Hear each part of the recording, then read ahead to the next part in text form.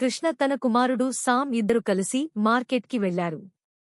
దారిలో Sam toys shop ని చూశాడు. సామ్ ఆనందంతో, నాన్న, నాకు స్పైడర్ మాన్ టాయ్ కొనిపెట్టవా అన్నాడు.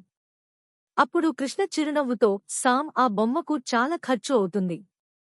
నీకు వేరేది కొనిపెడతా అని ఒక చిన్న పిగ్గీ బ్యాంక్ కొనిపెట్టాడు. అప్పుడు సామ్, నాన్న, ఈ పిగ్గీ బ్యాంక్ ఎందుకు అని అడిగాడు ఆశ్చర్యంగా. ఇది నీ మనీ సేవింగ్ బ్యాంకు. ఈ రోజు నుంచి నీ దగ్గరున్న డబ్బును ఇందులో దాచుకో. ఇది నిండిన తర్వాత ఆ బొమ్మను కొనుక్కోవచ్చు. తరువాతి కొన్ని వారాల్లో సామ్ ఉత్సాహంగా రూపీస్ నోట్లను పిగ్గీ బ్యాంక్లో వేశాడు.